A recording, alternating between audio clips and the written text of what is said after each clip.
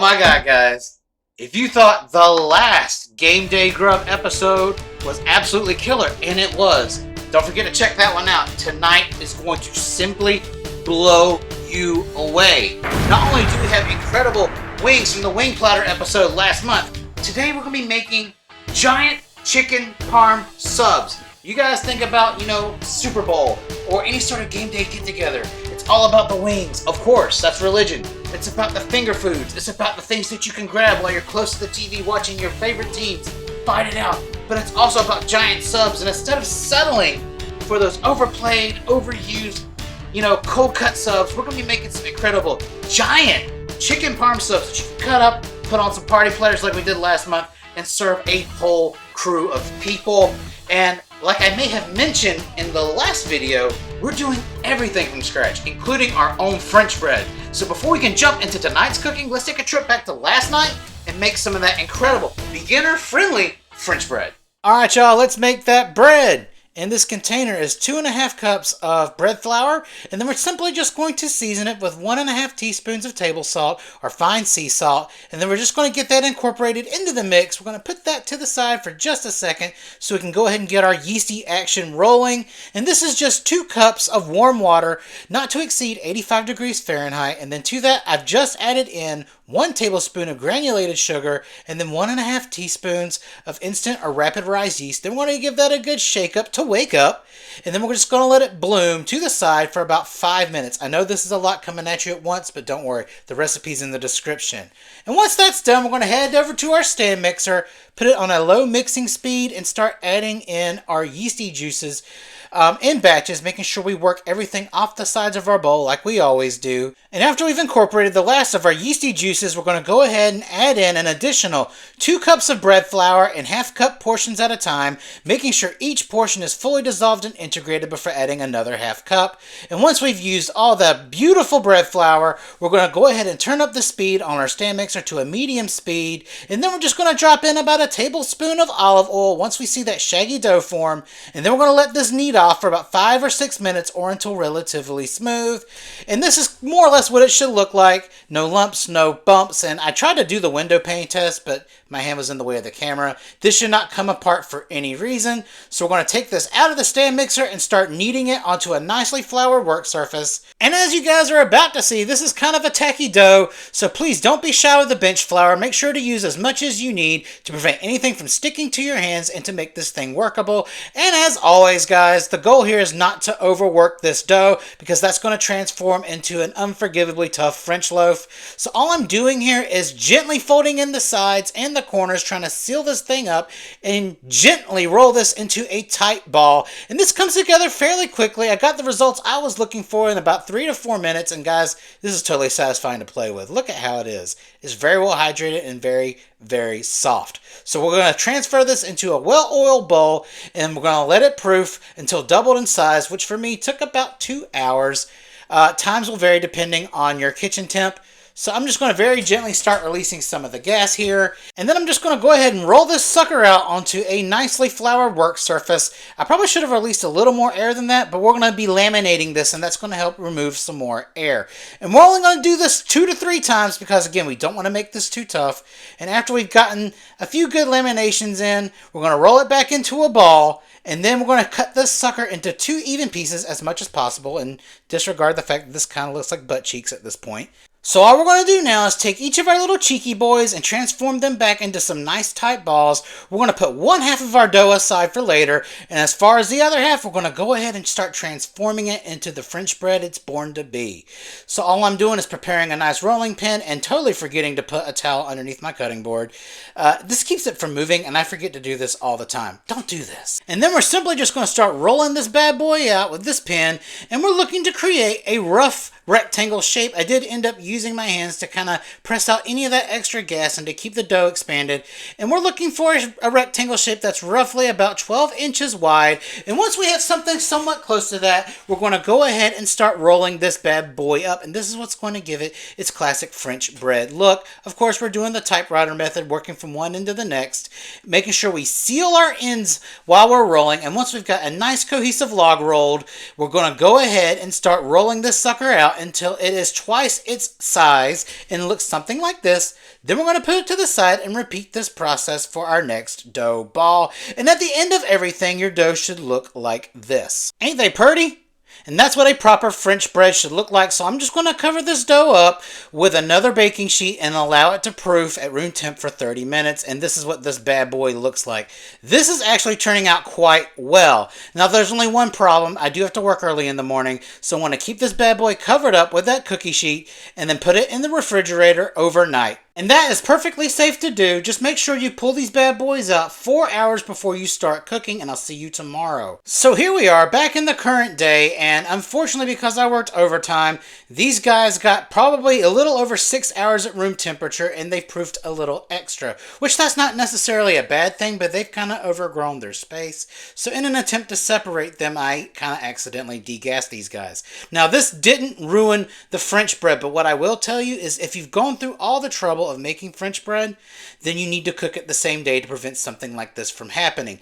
That being said, we're reshaping it in the pan, and then it's going to bloom up in the oven. So it's still going to be great. We're still going to use it, but the inside is not going to be quite as expanded as you would hope. So all we're going to do now is take a serrated knife, dip it in some warm water, and we're going to make some score marks up the bread. I'm going to do about 3 of these. Make sure they're only a light score because we do not want to pierce our bread all the way through. And all we're going to do after that is simply just brush the tops of these bad boys with 1 large beaten egg. And all that's going to do is give it a nice shiny crisp crust on the outside. Then we're just going to put these bad boys in the oven on 375 degrees Fahrenheit and let them cook for 35 to 45 minutes or until a toothpick comes out clean. In the meantime, let's get everything ready to prep our chicken. And what's in front of me are 3 boneless, skinless chicken breasts that I've sliced in half, and you see this bag, so you know what that means. We are going to pound these guys out like they owe us money until they become a thickness of about 1/4 of an inch thick, kind of like what you see here. And then we're going to repeat this process for all of our beautiful chicken breasts until they're all nice and thin style cutlets. And then we're going to very lightly season both sides of our chicken breasts with kosher salt and freshly cracked black pepper. The only reason we're going this light of seasoning in this stage is because there's a lot of salty elements in our breading, including Parmesan cheese, so we can't overdo it. And in this bowl is 4 cups of all-purpose flour that I'm just going to season to taste with some nice kosher salt, and then we're going to get that combined and mixed in. And as you guys know by now, this is your conventional 3-tier breading station. And in this bowl is just 4 large eggs that are beaten and unseasoned. And in the bowl next to me is just 2.5 cups of unseasoned plain breadcrumbs. But we're going to wake this up with an incredibly flavorful seasoning blend that contains 1 teaspoon of kosher salt, 1 teaspoon of freshly cracked black pepper, 2 teaspoons of garlic powder, 1 teaspoon of onion powder, 1 teaspoon of oregano, 1 teaspoon of dried basil, and 1/2 teaspoon of red chili flakes. And then we're just going to stir that to combine. And once we've got all those nice flavors inside of our breadcrumbs, we're going to go ahead and add in 1/2 cup of freshly grated Parmigiano Reggiano cheese. And I will swear and die by this, but a traditional chicken parm will always have Parmigiano cheese in the breading. It's not just a topping you just sprinkle on top of the whole thing. That's chicken with parm, but I digress. Once everything is nicely combined, we're going to go ahead, and you've seen me do this 1,000 times, we're going to go first into that seasoned flour, then directly into those beaten eggs, shaking off any excess as we go along, and then we are going to aggressively bread this chicken. We're going to first start by burying it into this breadcrumb mixture, and then we're going to use the palms of our hands to firmly smash this down. We want a nice, aggressive, thick coating. And because of the camera angle and lack of counter space, you can't see these cutlets like I want you to, but you'll see them later. But first, after we've breaded all of our chicken, it's time to take out these beautiful French bread loaves. And look at that. I told you these guys were going to turn out, and here they are. They're stunning, and that one's a little deformed, but still. You can simply make an incredible bread with this, and I have tasted the bread on the inside of these, and they're absolutely fluffy and delicious. So we're going to let these guys cool for a minimum of 20 minutes, and in that time, we're going to go ahead and get this chicken cooking. So in a nice sized pan over medium-high heat, we've got some extra virgin olive oil that's ready to roll. So we're simply just going to drop down 2 of our beautifully breaded chicken cutlets and let them sear off for about 4 minutes. And then we're going to give them a little flipperoo and take a look at the other side, and they're absolutely gorgeous. So we're going to let the opposite side cook off for 4 minutes. And then as they fight me, we're going to take another look, and they're beautiful. So all we're going to do is take these bad boys off the heat and put them on a baking sheet. And then we're going to repeat this process with the rest of our remaining chicken cutlets. And guys, if you're wondering about the marinara sauce, it's the same one from the pizza pasta video. So if you're new, there'll be a link in the description and a card floating around.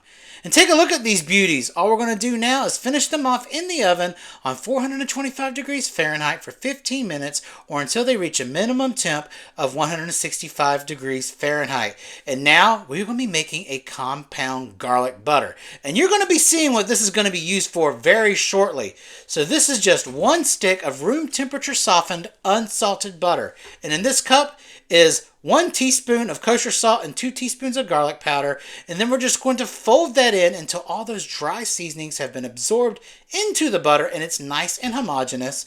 And once we have reached that goal, we're going to be adding in roughly 2 tablespoons of freshly chopped parsley.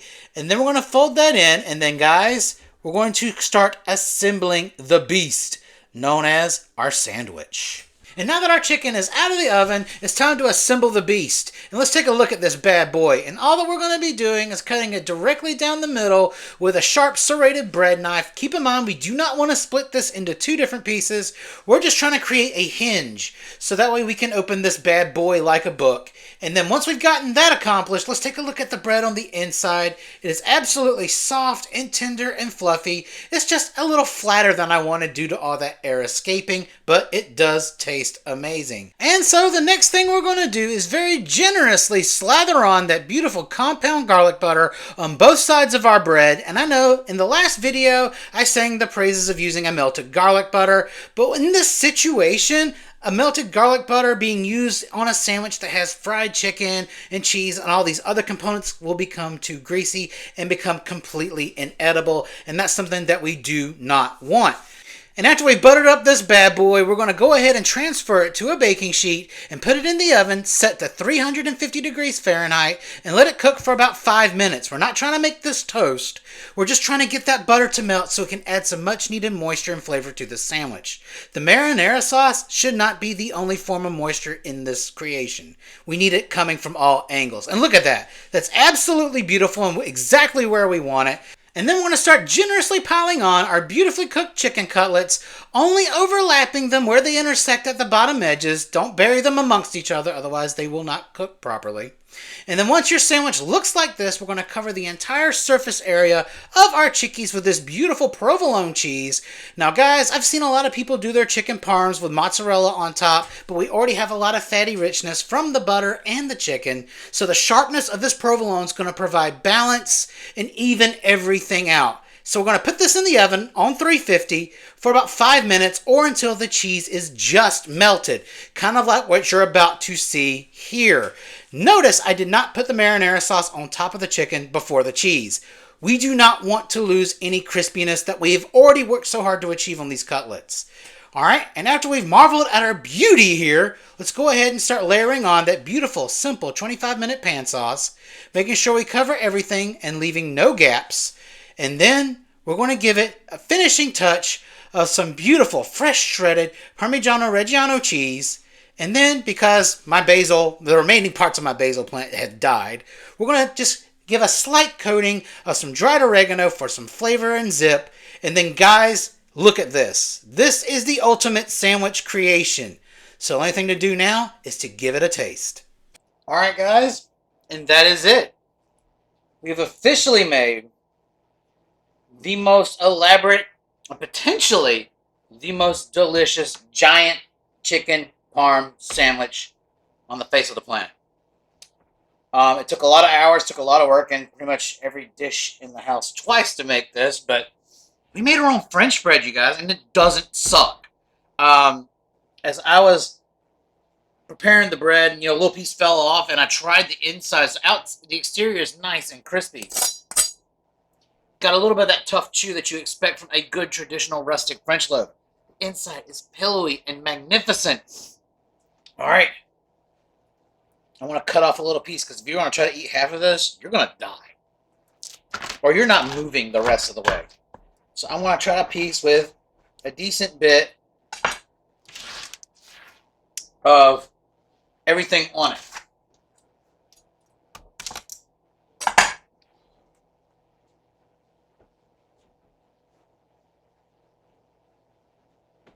All right.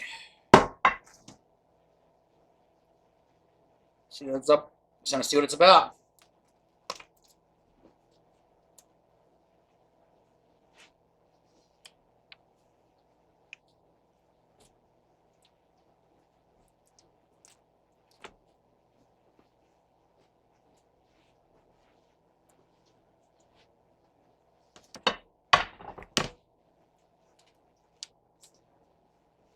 Oh.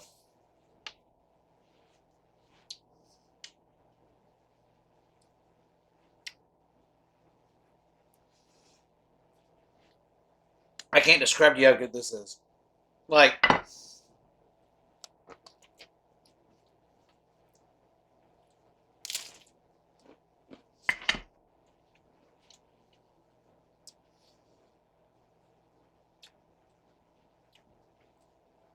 it's rich, it's decadent, it's heavy, but so full of flavor. There's all the balance. The garlic butter really hits you. Adds the appropriate moisture to your sandwich, as well as the marinara. It just blends in, becomes this one iconic Italian-American sort of eating experience. And honestly, there's no other chicken parm recipe you need after tonight than this. Just put it on a sandwich. Now, that being said, if you made this and you have leftovers, then your chicken parm night just got better. This is where it's at. This is new, improved, and honestly a 15 out of 10, if not a 20 out of 10.